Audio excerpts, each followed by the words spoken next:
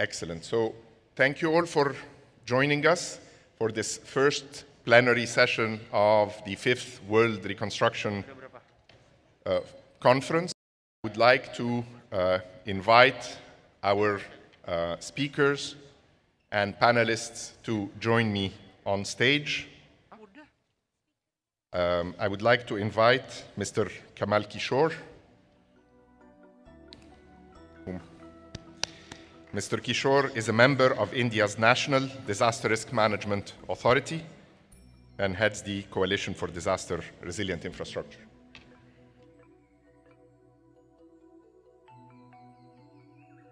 I would like to invite Ms. Charlotte Norman. She is the Director for Climate Change and Disaster Risk Reduction at the National Disaster Management Organization of Ghana.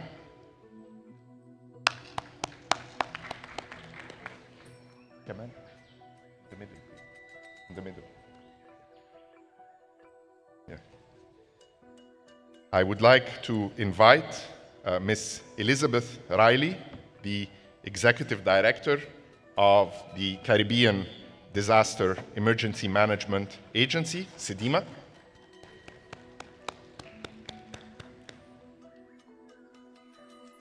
And I would like to invite our country speaker, Mr. Anil Pokhrel, CEO of Nepal's National Disaster Risk Reduction and Management Authority, NDRRMA.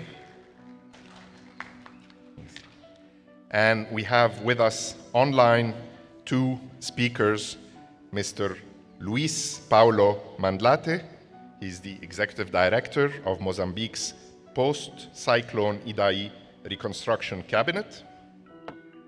And our second online speaker is Professor Jim Hall, who is the Professor of Climate and Environmental Risk at Oxford University. So let me start by setting the stage and highlighting the importance of this session's theme. So we all know that COVID-19 was the worst disaster that this generation has experienced.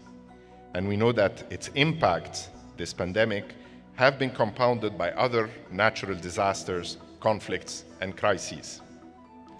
We also know that a greener, more resilient, and inclusive approach to recovery will help address these interrelations, will help repair the structural damage caused by the pandemic, and accelerate climate change mitigation and adaptation efforts, while restoring momentum on poverty reduction and shared prosperity. So with that, the objectives of this opening plenary are to clarify how recovery opportunities and challenges have changed over the last 2 to 3 years with the advent of the pandemic and other factors, to assess how well recovery systems, frameworks, and programs have performed in light of these changes, and to identify opportunities for a more sustainable, inclusive, and resilient recovery. So let me share with you the questions that will guide our discussions with the speakers, the panelists, and yourselves as the audience. How have the challenges and opportunities for recovery been transformed since the 4th World Reconstruction Conference?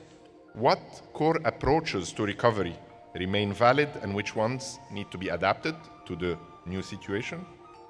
How have countries and communities responded to and begun to recover from multiple hazards in the context of the pandemic? What are emerging good practices for more sustainable, inclusive, and resilient recovery?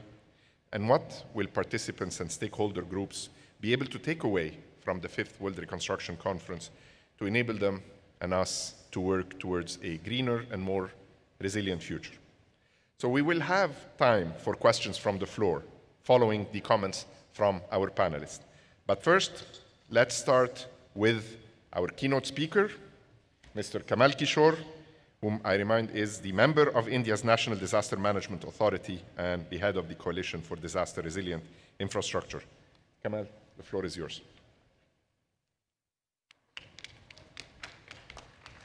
Thank you, Sami. A very good morning to everyone. and I'm very thankful for this invitation, very thankful to the World Bank, GFDRR, UNDP, UNDRR, International Recovery Platform, and above all, the government of Indonesia for first hosting this event and then inviting us to speak here. So this afternoon at this, the opening plenary in my keynote, I will focus on recovery and reconstruction as it relates to infrastructure sectors, with a focus on infrastructure. So why is it important? To set the context, I just want to throw some numbers. Solomon Islands, 2012 cyclone, nearly 2/3 of the total losses, direct losses, were as a result were to infrastructure sectors. Cyclone Winston in Fiji, 47% of losses were in infrastructure sectors. Nepal earthquake, 2015, 40% of total asset losses were to infrastructure. And these are just direct losses. What happens to people's lives and livelihoods as a result of these disruptions? 2019 World Bank produced a Lifelines report which went into great depths about when infrastructure fails, people lose access to markets. People lose access to health services, education services, markets stop to work. So the knock-on effect, we've seen what happened in Tonga a few months ago. The country was completely isolated, and the knock-on effects when the digital infrastructure failed.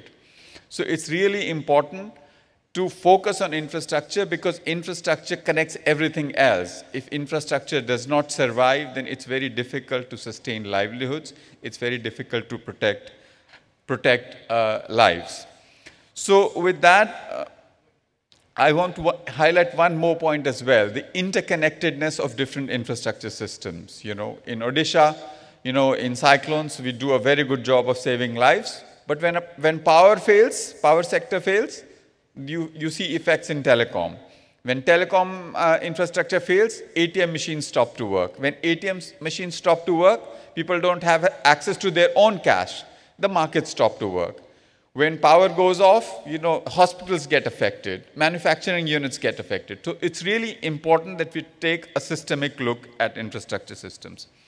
So with that context, how do we reimagine recovery and reconstruction in infrastructure sectors? I propose 5 work packages that we need to focus on in the coming years. The first is we really need to look at an integrated view in planning recovery of infrastructure, where we look at gray infrastructure, the infrastructure that humans build, and the green infrastructure in totality, rather than looking at it separately. There needs to be much greater dialogue at the national and subnational level between infrastructure ministries and ministries of environment. Ministries of environment have a regulatory role in environment, but it needs to go beyond that. They have to be active partners in imagining recovery of infrastructure systems. So when you're rebuilding your irrigation channels, when you're rebuilding your power systems, when you're rebuilding your housing, you have to take into account the services that are offered by mangroves and wetlands and sand dunes and look at them in totality. This relates to the point that Dr. Mishra was making earlier today about outcomes. So we are not building infrastructure for the sake of infrastructure. We are rebuilding it to restore services. Whether it is physical infrastructure or it is social infrastructure, the focus is not on how many schools you've built. The focus is on how many kids have access to safe educational environment. I think that is my first point. My second point is that the infrastructure systems are transitioning at a rapid rate. The power infrastructure will look very different in 10 years from now. Transport infrastructure will look very different in 20 years from now. How are we making sure that these systems have physical, disaster, and climate resilience? So you build solar farms. The solar farms are producing clean energy, but they are themselves prone to wind hazard and water hazard. How do we make sure that that does not happen? I think that requires a lot of new imagination, new thinking. And when I talk about risks to these transitioning infrastructure systems, it's not just a technical engineering issue. You know, when you change the power generation, transmission, distribution from traditional power systems to renewables, the governance also changes completely. You know, it's much more decentralized, and hence the implications for risk governance change significantly. So I think that's my second point. How do we look at, in the context of recovery, physical, disaster, and climate risk through transitioning infrastructure systems? My third point is that how do we ensure that we do not neglect infrastructure losses in small and medium scale disasters? You know, there are vivid pictures of a bridge which hasn't been washed away completely, but, you know, one lane of the 4 lane have been washed away. And, you know, it's neglected for a year before reconstruction begins. Just imagine the carbon impact, the carbon emission it will happen as a result of traffic jams on both sides of the bridge. The reduced access to markets that people have, reduced connectivity they have to their services. So we look at picturesque, you know, major, you know, very impressive infrastructure damages, but we do not look enough at what is happening to infrastructure in small and medium scale disasters. That requires mechanisms at the local level, preferably from our own national budgets, so that as soon as a degradation happens, we restore functionality to how it was, not just how it was before, but much better than that. So equal focus on small and medium scale disasters. My fourth point is that in the overall practice of recovery and reconstruction, we've been talking about early recovery and long-term recovery. We have to talk about the same thing in infrastructure recovery as well. How do we ensure that in a cyclone-prone area, when there is a loss of power, we quickly restore power by having standard operating procedures in place, but at the same time ensure that we build it back better for the long-term resilience as well. And my final point is that to make all of this happen, there are 3 pillars that we need to focus on. We need to have usable, understandable, accessible risk and resilience metrics. Later, Professor Jim Hall, we are working with, will talk about it. We need to have up-to-date standards and regulation and financing mechanisms that actually facilitate this. With this, thank you very much, and quite looking forward to engaging in this conversation during this opening plenary, as well as later during the conference. Thank you.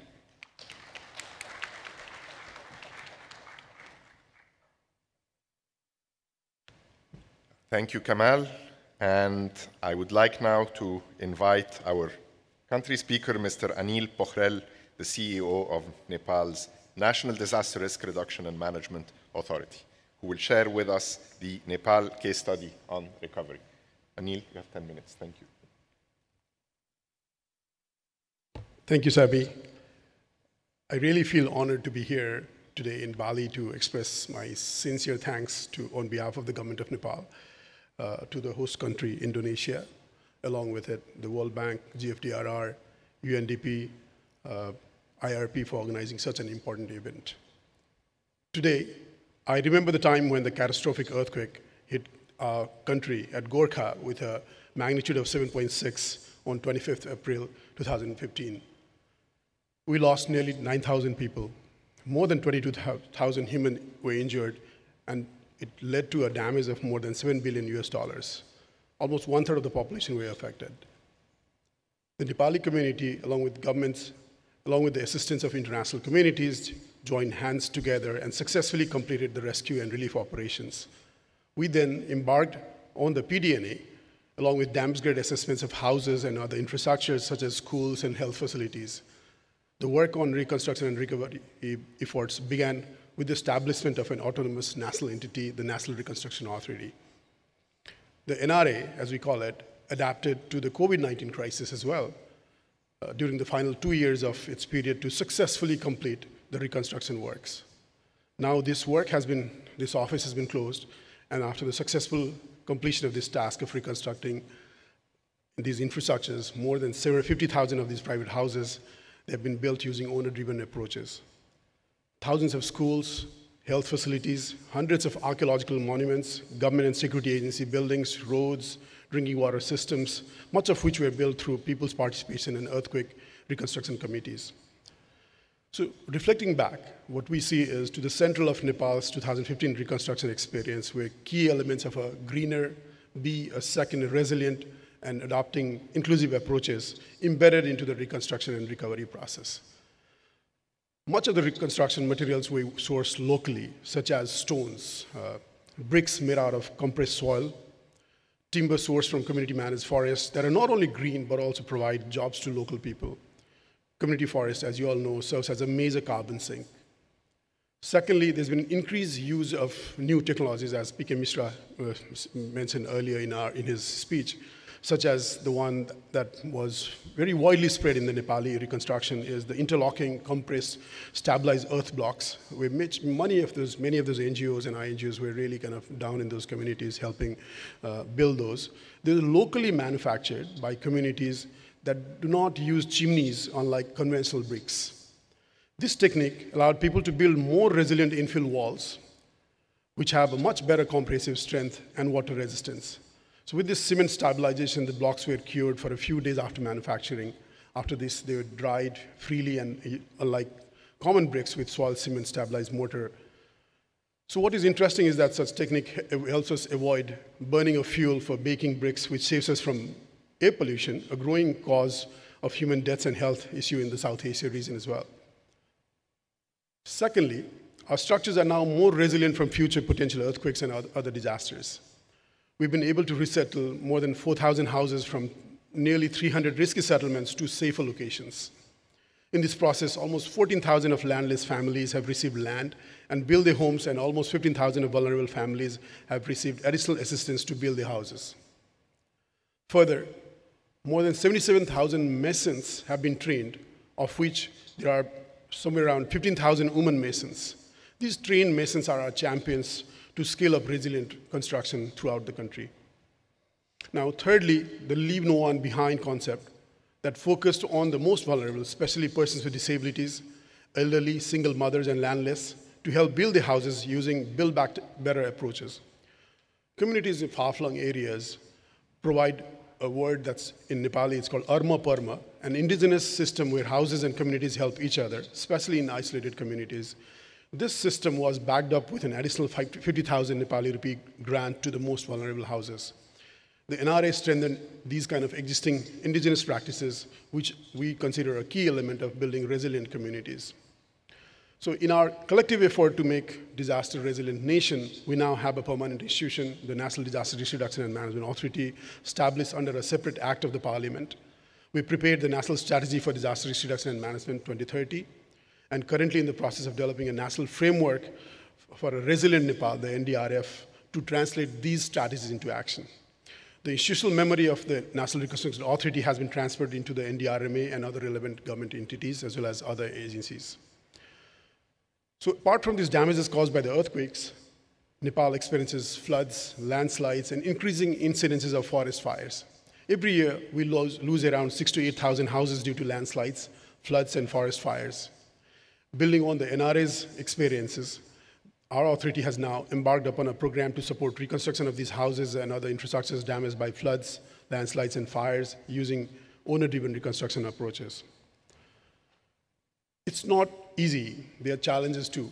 So following, say, for instance, the 2015 earthquakes, there's a widespread misconception that concrete houses are stronger compared to the stones and timber, the usually constructed ones. The green concept is yet to be realized as a key concept for reconstruction and recovery. What does it really mean to the mountain systems and our settlements is something that we still need to completely figure out. As you know, Nepal is highly vulnerable to various types of natural hazards, impacts of which will be worsened by climate change. If we reflect the last 2 years, and more particularly the last year itself, there are two major climate-related disasters that brought complex and cascading disasters in the spring and fall, bringing heavy rains, floods, and landslides that claimed dozens of lives, destroyed thousands of homes, and damaged hundreds of more structures, including schools, bridges, government buildings, and hydropower stations. The government of Nepal declared 2 districts and 38 municipalities state of disaster emergency last year alone. NDRMA is providing support to the affected families to reconstruct their houses using the approach experienced since the 2015 earthquake. Similarly, the Milamchi River got hit the hardest last year during the monsoon. We faced an unprecedented debris flow and floods that damaged a major interbasin water transfer to Kathmandu Valley. Thousands of houses were lost. Dozens of bridges and other infrastructures buried under 15 to 24 meters of debris. These debris cascades down to Nepal, Tarai, and eventually to Bihar into India. So these kind of large-scale complex disasters are being confronted within the whole Himalaya region as well. So building on these experiences and the kind of challenges that we're confronting with, what we see is, on one hand, Nepal's lessons from the 2015 earthquake reconstruction, especially on the use of these elements of green, resilient, and inclusive concepts, is unique to the international community, especially the reconstruction and recovery community. It was not an easy task, but it does require research and development. Say, for instance, UNDP did help us with a shock table test to test the safety of houses that were built out of stones and timbers. This was at the academic institution, the Institute of Engineering. On the other hand, the disaster and climate change risks confronted by Nepal reflects a mountainous setting with complex and compounding hazards that are worsened by climate change, and that transcends across political boundaries. So this concept of designing and implementing green infrastructures with a minimal carbon footprint that uses a low energy is yet to be fully integrated into our upcoming reconstruction and recovery programs. Technologies that uses timber pellets, waste materials, bamboo, etc., that have been advanced mostly in some countries, including in Indonesia, requires scaling up and setting up in countries like Nepal. All this requires, as mentioned in the earlier session, that it requires new partnerships, building capacities and awareness among multiple stakeholders, including support to the private sector. So the government of Nepal has risen to the challenge, endorsing a strategic approach to promote green, resilient, and inclusive development. In short, we call it GRID, G-R-I-N-D, as a central development strategy of the country. This approach centers on sustainability, green growth, jobs, resilient infrastructures, and on addressing exclusion and vulnerability. In September 2021, the government of Nepal and 17 development partners endorsed the Kathmandu Declaration on GRID. The NDRMA, the government of Nepal, is interested to document, reflect, and share lessons and experiences with the international community and expand the approach for its reconstruction and recovery programs. With the support of multiple donors and through partnerships with the World Bank, the UNDP, we at NDRRMA and other relevant government and non-government agencies and the private sector agencies look forward for joint actions in collectively understanding an even more greener, even more resilient and inclusive approach to reconstruction and recovery. I urge the global community for continued and enhanced support to Nepal and NDRRMA for helping contribute to the global discourse of green, resilient, and inclusive reconstruction, and more importantly, to build a resilient Nepal by 2030. Thank you so much.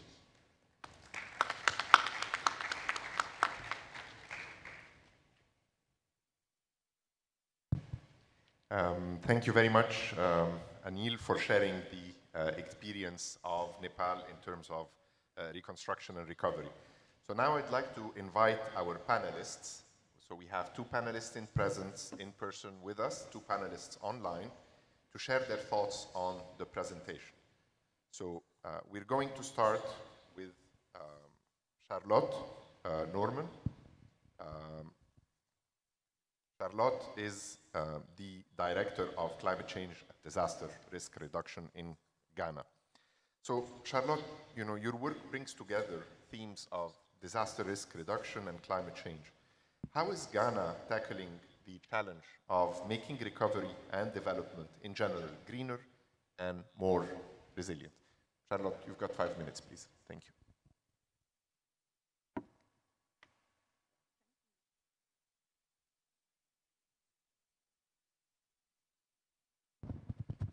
Thank you very much for the question. I think that in Ghana, there's, like anywhere else, we have been impacted by climate change, and this has just kind of exacerbated our disasters, which are, we either have too much water or too less of water. And so in terms of infrastructure, we're looking at what happens when we have disasters. How do we come back? How do we recover? How do we reconstruct better. And so in that vein, we as a country, we have not really done very well there, but in 2020, we got support from the ECOWAS Commission, and so we were able to construct boreholes, brick houses, roads, bridges for 5 regions in the country.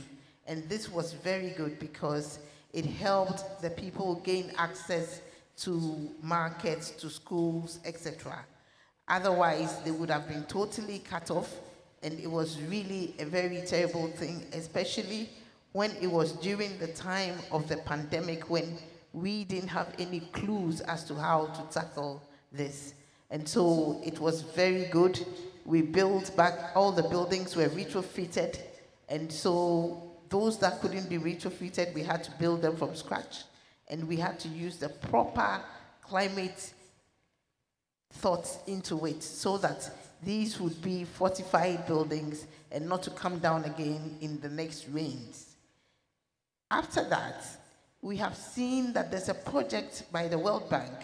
It's the Greater Aqua Resilience Project, and this project is looking at building resilience in the Greater Accra region.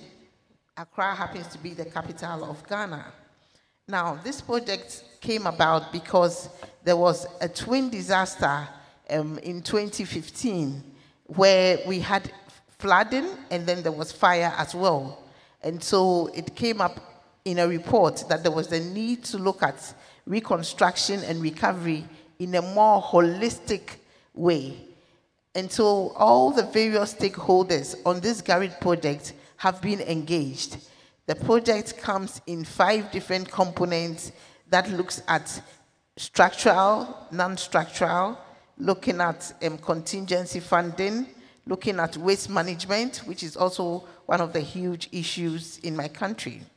And so looking at all this, I think the Garrett project is looking at reconstructing better. We're laying the channels properly, we're doing the drainages properly, we're widening the existing drains, we're trying to reconstruct in a way that will prevent us from having the annual ritual of flooding that we have in the country. Again, apart from the structural things that we're doing, we're also looking at early warning systems. This also is set to reduce the risk of disaster, because once you have early warning, then you have early action. And so that is one thing that the project is also considering.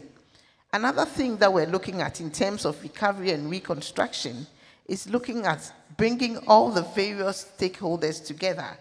Because sometimes you have this department tackling this part, this department tackling this, and because it's not holistic, you realize that something could have been done to further improve what was done by one department. And so within the context of the project, we are looking at putting all the relevant stakeholders together. And I can't overemphasize this, because the project has started, and even at the beginning stages, we have realized that this is something that we missed all along, and it's been proved to be very useful and helpful to us.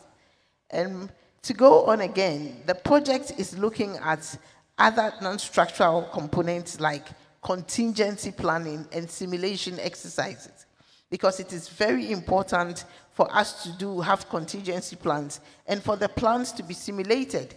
If the plans are not simulated, then you wouldn't know what to do in terms of even rescue, preparedness, coming back to recovery and rehabilitation. And so this is also an aspect that we are really taking a lot of focus on regarding the Greater Aqua Resilient Project. So we realize that because of the COVID, there are so many changes that we also have had to make in terms of disaster risk reduction. And there's, I got confused by the veil there, yeah. Yeah, and so this project seeks to make Accra more resilient and therefore making the country more resilient as well. Thank you. Thank you very much, Charlotte.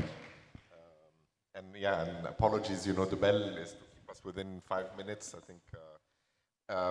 I think we are going to stay in the continent, in the African continent, and we're going to move to Luis Paulo Mandlate, the Executive Director of Mozambique's Reconstruction Agency, who's joining us online.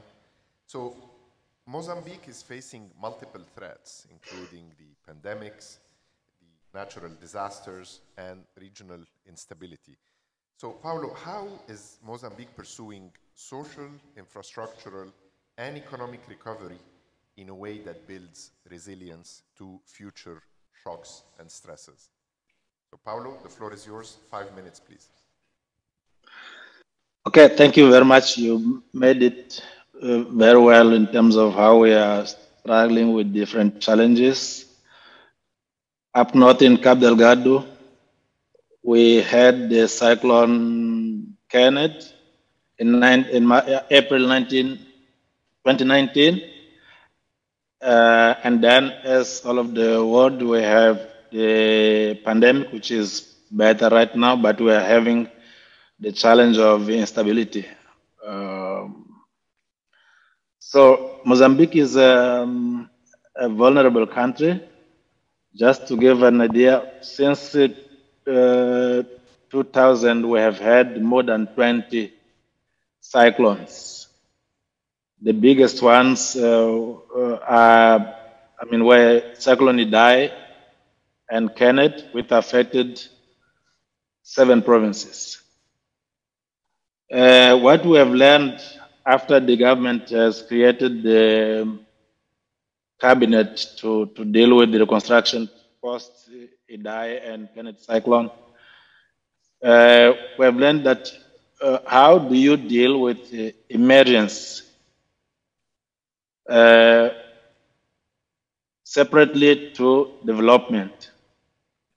Because right after the cyclones, where the people without food, without water, without electricity, without the basic services,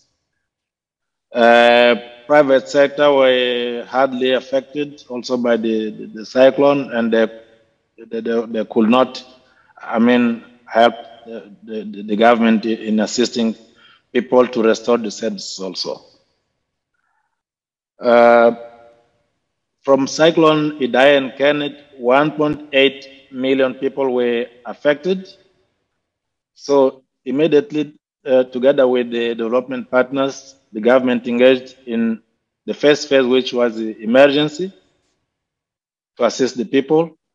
And after that, we started the reconstruction process to restore infrastructures that were affected, social, private, and community infrastructure. The challenge is that most of the, almost 25 to 30% of the reconstruction needs, they are related to housing. And if you look at the, poor families that were affected, there were around 290,000 houses affected, which needed reconstruction. And as per the mobilized resource, the government was only, or is only up to mobilize resource to build around 25,000 households, which is less than 10% of the affected people. So all of those challenges have been, now it's 3 years after we have had the cyclone Idai and Kenneth, and people are very anxious with regard to the reconstruction process. Everyone is complaining that no, the process is taking long. But if you look at the key projects that will have impact in the affected cities, we have, for example, the coastal protection for Beira City, drainage for Beira City. Those are very big projects that, of course, they are considered to be emergency projects, but they are key phase of the planning, designing that have to be followed before we can start the reconstruction or construction of those important infrastructures. So the challenge is how we make sure that we can overcome the emergence phase, we can deal with the emergence phase, but also looking at the development phase that will have more impact, I mean, the key impact on the affected areas toward greener and much safer infrastructures. And also the involvement of a large number of stakeholders and role players in the reconstruction has been a challenge, because we have so many role players with very different approaches. So we have to make sure that all of those who are involved in the reconstruction, they follow the same standards, they follow the resilience approach to ensure that what we construct today or what we reconstruct will be resilient to respond to future challenges, as the country is very much, I mean, vulnerable, as I said at the beginning. So those are the kind of challenges that we have been managing, and we still have to learn more about the climate change and about how we should have a proper response to that. Thank you very much. The 5 minutes, I think, are gone now. Thank you. Obrigado, Luis Paulo. Thank you very much. And we're applauding over here, in case you're not hearing us. Let me switch to our other online speaker, Jim Hall, Professor Jim Hall of Oxford University. You're an international expert on climate risk and resilient infrastructure. So what are emerging good practices for more sustainable, inclusive, and resilient recovery, especially for infrastructure? So Jim, 5 minutes, please. Thank you. Thank you very much indeed for the opportunity to speak here briefly. Mr. Kamal Kishore has already referred to the importance of data and analysis to inform infrastructure resilience and long-term infrastructure planning. And the approach that I think is being developed as best practice around the world entails looking ahead and beginning with infrastructure needs. Those needs are often defined by the Sustainable Development Goals. So what services are required from infrastructure in the future? And then when one has interpreted those goals in the country context, the next step is to flip back to the infrastructure which already exists. To what extent, possibly following a disaster, is that fit for purpose in terms of delivering needs? And often it's not. So in that case, one needs to think about a process of looking at the options for ensuring more sustainable and more resilient service delivery. That may be through strengthening infrastructure. It may be through building resilience within systems by providing additional connectivity or capacity to repair and recover, or it may be through nature-based solutions. And then analysis enables us to look at the combinations and sequences of these interventions and put together adaptation strategies to navigate infrastructure over a series of years and even decades towards a situation where it is resilient, is providing the services that people need, and it is transitioning to net zero. There are examples of that which my group and others have been involved in St. Lucia. The government created a national integrated program and planning unit, and we provided systems analysis to inform the long-term infrastructure strategy there. In Ghana, and we heard from Ghana just now, an analysis with the Global Commission on Adaptation, the UN Office for Project Services, and UN Environment developed a roadmap for resilient infrastructure in a changing climate, just released by the minister a couple of months ago, which demonstrates how a series of bankable infrastructure investments can navigate towards SDG performance and system resilience in the context of a changing climate. And then most recently, I've just returned from Jamaica, where we've worked very closely with the Planning Institute of Jamaica with support of the UK Foreign, Commonwealth and Development Office to develop a systemic risk analysis tool, which looks across energy, transport, and water, and plans sequences of investments to ensure the resilience of those systems in that extremely vulnerable country. One thing which has become clear from that analysis is that questions of standards, operation and maintenance, enforcement of regulations are absolutely fundamental for infrastructure resilience, which is why, as part of the Coalition for Disaster Resilient Infrastructure, we are launching a survey, a global survey, to understand more about questions of standards, governance, operation and maintenance, capacity for repair and recovery. And you'll be hearing more about that survey in due course. And the final thing I wanted to say, I'm very conscious of time, is one of the questions we were asked is, well, how has the world changed? And the world has changed dramatically also in terms of the way in which we should be thinking about the financing of infrastructure. Coming out of COVID-19, many countries are facing increasing indebtedness. Interest rates, US interest rates are going up. Exchange rates in many countries around the world are weakening. And so there are questions of debt servicing. And in that context, finance ministries are extremely cautious about investment in infrastructure. Infrastructure investments can be wasteful. All of the finance on adaptation, unless one decides very carefully, may be wasted. So it is, I think, in this new context, this new fiscally tighter context, we need to be even more careful about the way in which we analyze and prioritize infrastructure investments to make sure that they're resilient and they represent value for money. Thank you very much, Professor Hall, for these excellent remarks. And last but not least, I'll turn to Elizabeth Riley.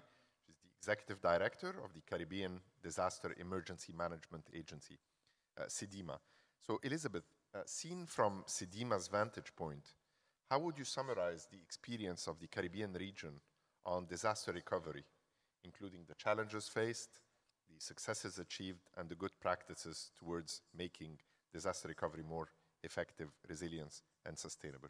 And you have the complex challenge of doing this in 5 minutes. Thank you.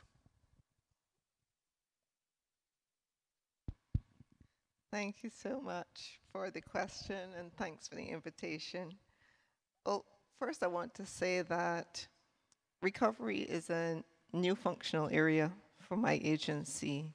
And even though it's been, of course, identified as a part of the disaster management cycle, we had a request, actually, from the heads of government of the Caribbean in the aftermath of Hurricanes Irma and Maria, specifically asking us to look at this whole issue of recovery and setting up a Caribbean Resilient Recovery Facility at the agency. So I want to touch on some of the challenges and opportunities that we have been seeing with respect to COVID-19, and then say a little bit about what we have been doing in the context of recovery. So I think COVID-19 is really the great recovery teacher, isn't it? And essentially, I think there are 3 key challenges that we really have to unpack when we're looking at the issue of recovery. One is that we're discussing undertaking recovery in a context where we're still under impact. Now, this is very unusual, as we normally will look at hazard impacts or even a mixture of hazard impacts which come to some kind of close, and then we move to recover. So I think this poses its own challenges with respect to assessment, how we apply methodological approaches like PDNA or the DALA. And in the Caribbean, what we have done is to look at it from the lens of taking snapshots, understanding that the impact baseline will continue to change. In addition, we have seen a change in the socioeconomic profiles of our states. And the literature will show you that the Caribbean has been one of the most significant impacted regions as a result of COVID-19. In fact, the Caribbean Development Bank noted that the economies of its 19 board member states contracted by 12.8% on average due to the onset of COVID-19. And they also noted that in 2020, the majority of the borrowing member states registered double-digit declines in GDP. And those were the most significant tourism industries, and including, for example, the Bahamas, Barbados, Belize, were hard hit by more than a 70% drop in overnight visitors, and this, of course, spills into other economic sectors. So you understand the picture of what we're talking about. And in addition to this, the other hazards haven't stopped. And we are a very hazard-prone region. And what we're seeing is an increasing complexity with respect to the hazards that we're addressing. And if I could just single out St. Vincent and the Grenadines before talking a little bit about what we're doing, we had a situation there where we were experiencing the worst dengue outbreak. It coincided with the Delta wave of COVID-19. La Soufrière volcano erupted at that same time from an effusive to an explosive phase, and almost immediately after that last major explosion, we had a severe weather event, flooding, lahars, landslides, including in areas that were low risk from the volcano. So what I'm saying is that when we talk about systemic risk, it is very real in the Caribbean. And organizing recovery in the context of those complexities has been very challenging. So what are we doing in the Caribbean? We are working through our Caribbean Resilient Recovery Facility. The principle around it is that we're trying to build on the comparative advantage of agencies which work already in the region and have certain levels of competence. We have organized the recovery planning into 5 thematic areas. The SEDIMA coordinating unit is treating with aspects of the recovery capacity strengthening. So we've prepared a model national recovery framework to guide countries in an ex-ante way for planning on recovery. We have also set up a surge support arrangement for recovery because, as you know, we have limited human resources in the small island context. And what we have seen is many countries will reach out and ask for specialized skills. So we're working with partners, including the Caribbean Development Bank, World Bank, University of the West Indies, to identify those skill sets and making them available to states. We've already done some of that for St. Vincent and the Grenadines. Other thematic areas, I see them coming to time, include looking at recovery financing. That's coordinated by the Caribbean Development Bank and the Caribbean Risk Insurance Facility. And there are other aspects under those thematic areas as well. So I'll pause there. Thank you very much, Elizabeth. And I know it was, a short period of time, and Charlotte, and for our speakers. I think we've come to the time for some questions. So I'm going to ask, those participating with us from the floor, if they would like to ask a question.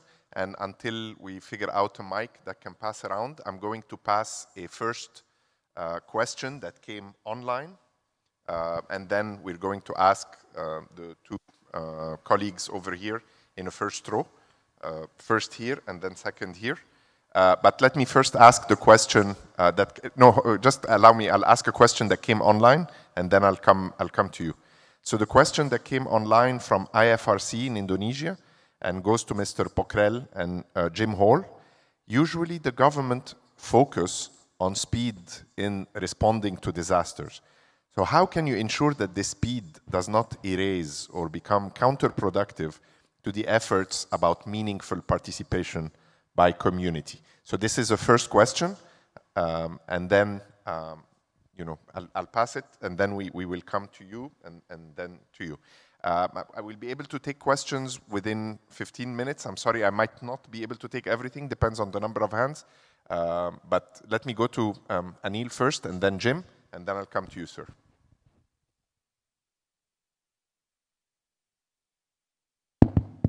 It works now.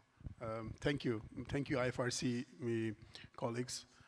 As very clearly outlined by Dr. P.K. Mishra in his speech, the tyranny of, again, getting it fast delivered is something that we confront with. there's a huge political challenge of again, reconstructing, particularly the houses, compared to, say, for instance, if it's a historical monument, that's where we confront with such kind of challenges. But if you look at the time span, the time and energy was spent mostly in terms of, in the case of Nepal, building up guidelines, standards, drawings, but also kind of looking at ways to source different kind of construction materials in terms of using those locally available substances, especially stones. How do you do the bracings correctly, especially for a high earthquake risk environment?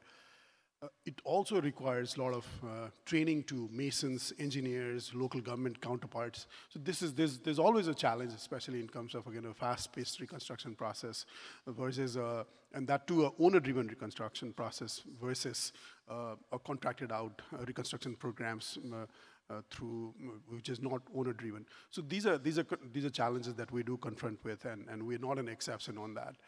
But having said that, well, as the urban areas, the reconstruction programs have not been made adequate progress to the same speed as we've experienced in the case of Nepal for rural areas. The challenges in the urban areas is much more complex compared to rural areas. So these are things that we are confronting with.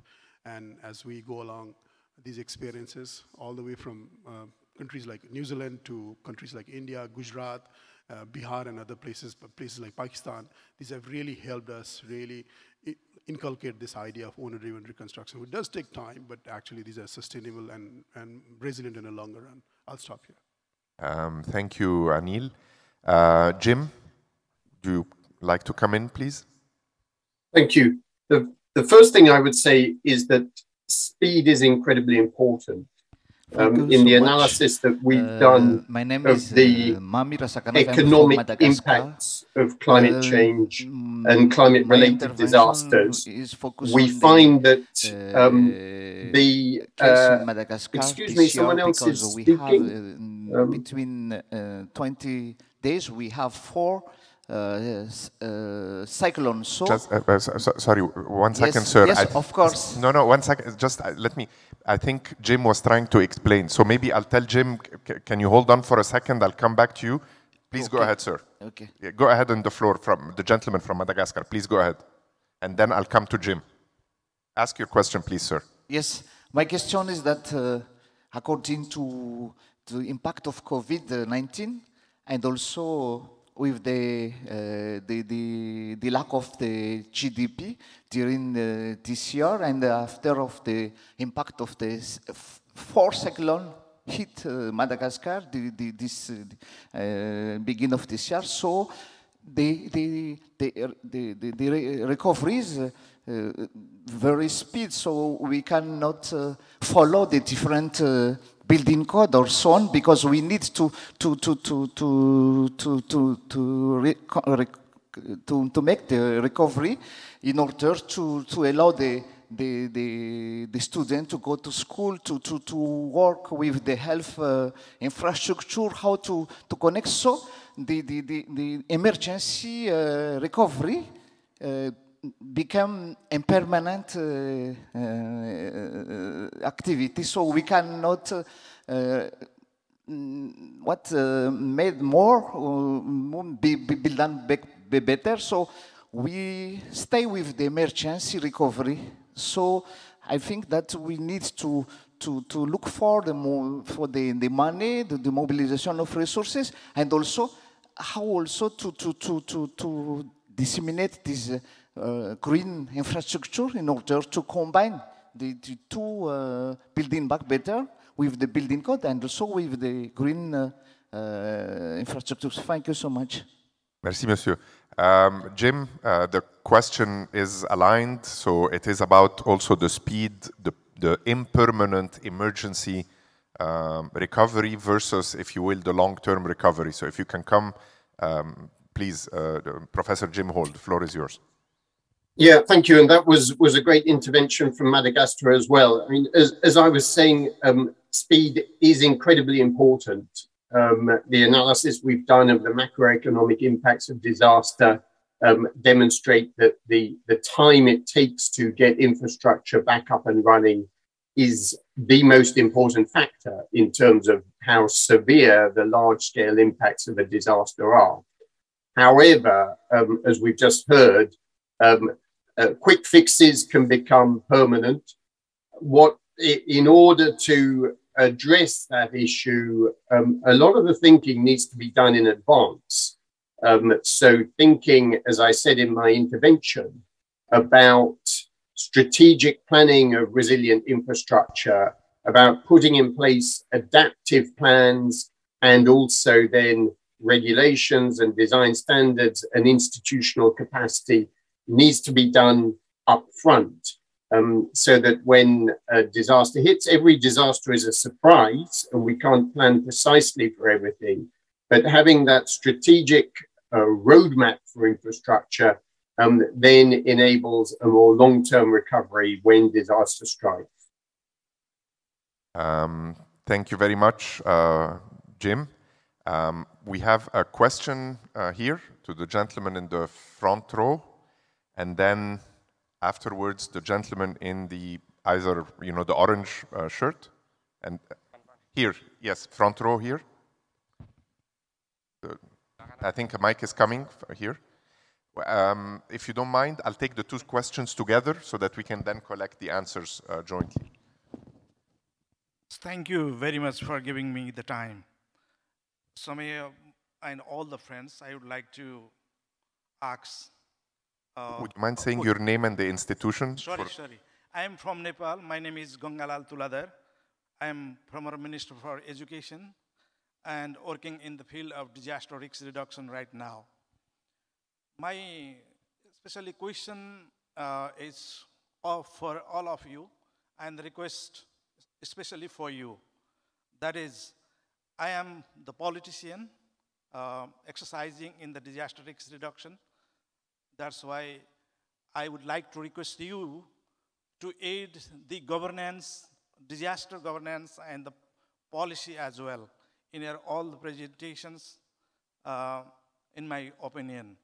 That I am proud of doing that. When I was a minister and I was a member of parliament, we endorsed the disaster management, pre-disaster, during disaster, and post-disaster, that is preparedness, response, recovery, and reconstruction in the Constitution, as well as the different Disaster Management Act and other acts. So the governance and policy matter is very much important. So we have to make the reconstruction and sustainability better and better. Then we have to make it happen in all countries. So I would like to request you to learn or see us, and please share your experiences us as well. Thank you very much. Thank you. Can we proceed to the gentleman who's standing up in the orange shirt, please? Thank you very much. I'm Minar. Good afternoon, everyone, from Housing Recovery and Reconstruction Platform in Nepal. So my question is more to Mr. Kamal and Jim and the panel. So as today we discussed more, thank you for wonderful statements. We discussed more on various aspects of infrastructure, resilience and development from gray to green, integrated and sustainable. But one of the questions from my side is how we are trying to integrate our outcome indicators of recovery and reconstruction linked into more on the integral human development. That is maybe physical, social, economical, and overall quality of life in terms of recovery and development. As we have been hearing that we have to look for the long-term outcome of the recovery, reconstruction, and development, but how are we looking at this from the new framework as well as a new process that we will be thinking ahead? Thank you. Thank you very much. We'll take an answer to those two. If we have time, we'll come to the gentleman, though we have not had any gender diversity in our questions. But so let me turn, we have two questions about the policy and institutional framework, about results management. So maybe I'll turn to our panelists. Kamal, do you want to kick us off? And then maybe Charlotte and Elizabeth, would you like to come in? Thank you very much. In response to the last question, in the first place, whenever we launch a recovery and reconstruction program, we need to have a dialogue and discussion with people and have consensus on what are the outcomes that we are driving towards. You know, the end goal is not to create only the capital assets, but to create better life. I think oftentimes in the planning of reconstruction and recovery program, that is missing. So what is the human development outcome we want? What is it that we are restoring life and livelihoods? So I think that is one question. The point from Nepal, I think that is a very important point. A number of legislations across the world related to disaster risk management, they talk about disaster risk reduction, they talk about response, they talk about preparedness, but many of them do not specifically address recovery and reconstruction. So I think recovery and reconstruction also requires legislative backing. So the examples we have, we should build on. And my final point of the other questions about short-term recovery, long-term recovery, the only solution is to have preparedness for recovery as you have preparedness for response. Thank you, Kamal. Charlotte, do you want to come in?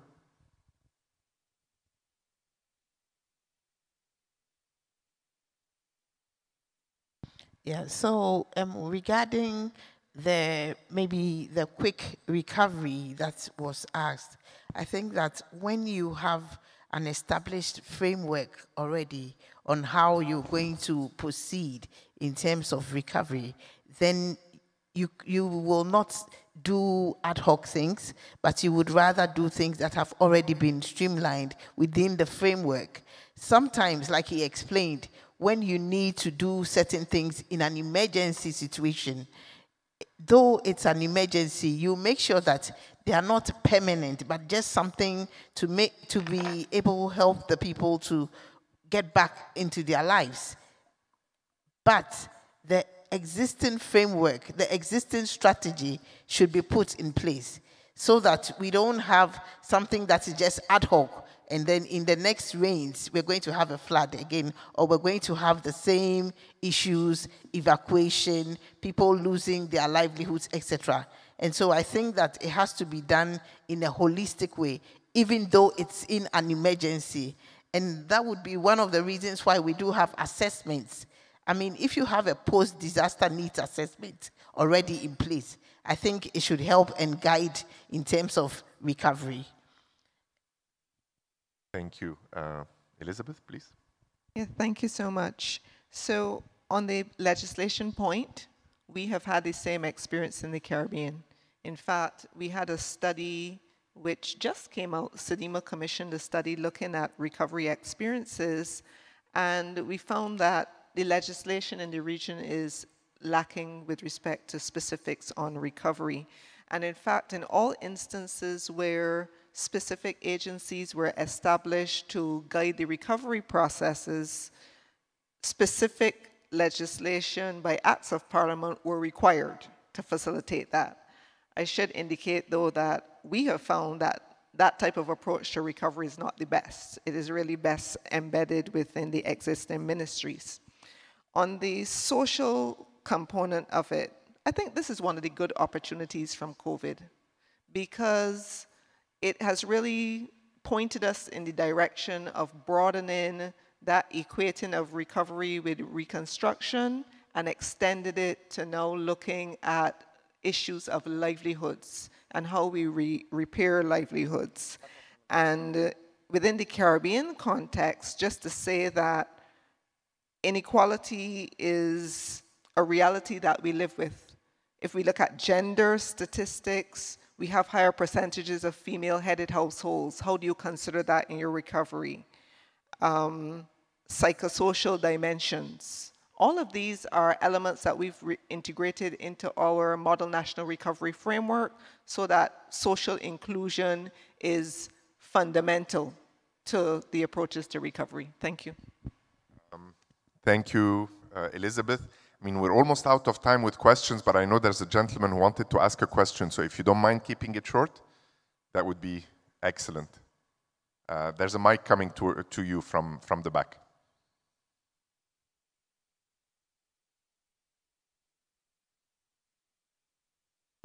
Thank you. This is Ravi Sinha from India. A very short question to the panelists from the Caribbean. So first of all, a very complicated situation there, and thank you for sharing that. You mentioned that because of the new kinds of disasters which are now being experienced, the reconstruction process has to be fundamentally changed. Now, what I wanted to know from you was this requires a change in standards. So are you also revising the standards and then going for the reconstruction, or are you issuing interim guidelines which will eventually make it into the standards? Because there is always a possibility that the standards may not get changed for the other infrastructure in that case. So what is the policy being followed over there? Thank you. Excellent, Elizabeth. Thank you so much for that question.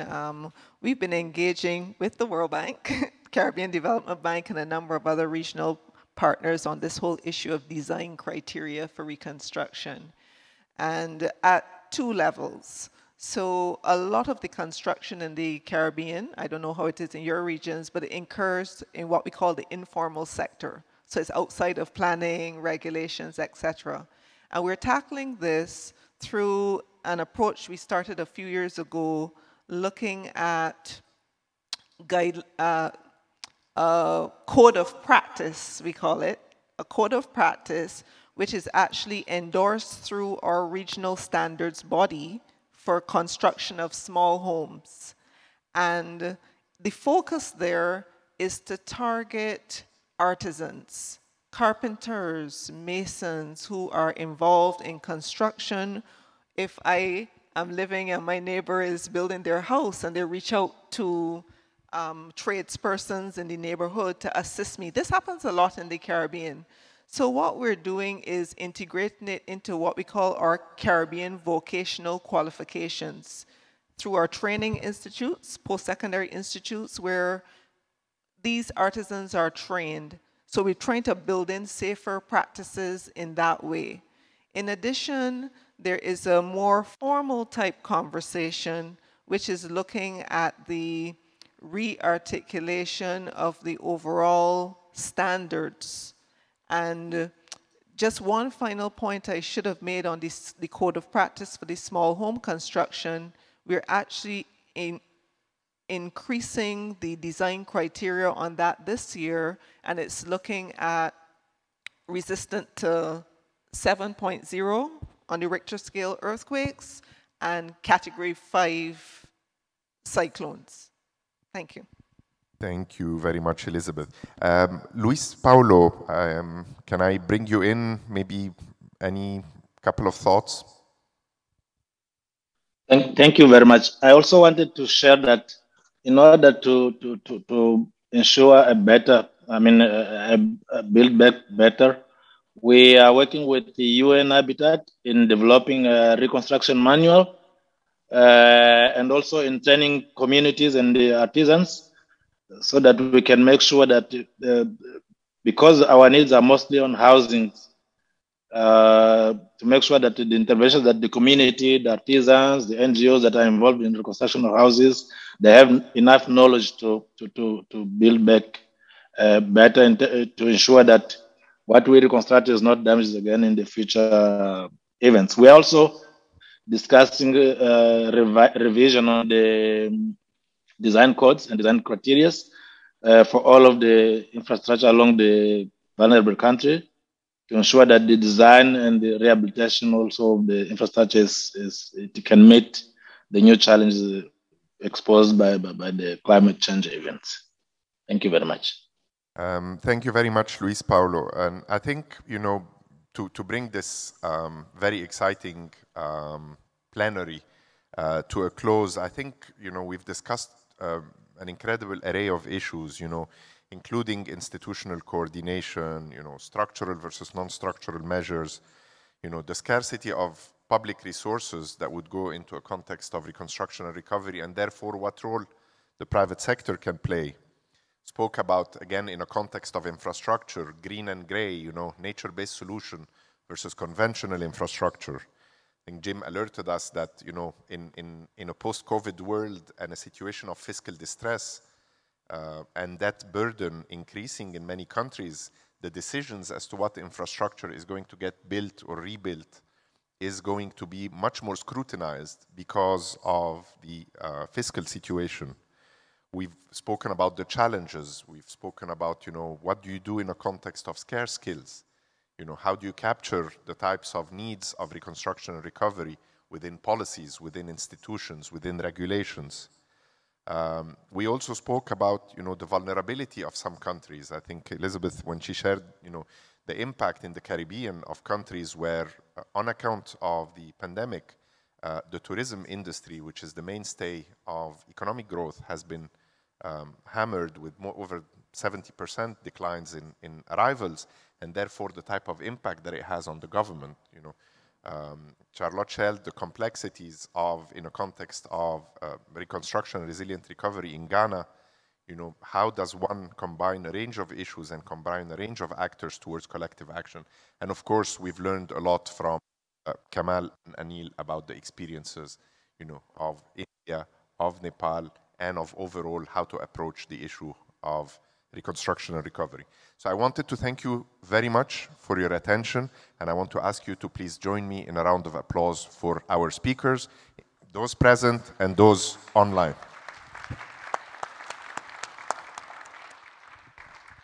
And thank you all very much for your patience. You know, we ran a bit over, not from this session, from more the previous one, but thank you very much. And we look forward to a continued productive engagement with all of you in this World Reconstruction Conference. Thank you. This plenary is adjourned.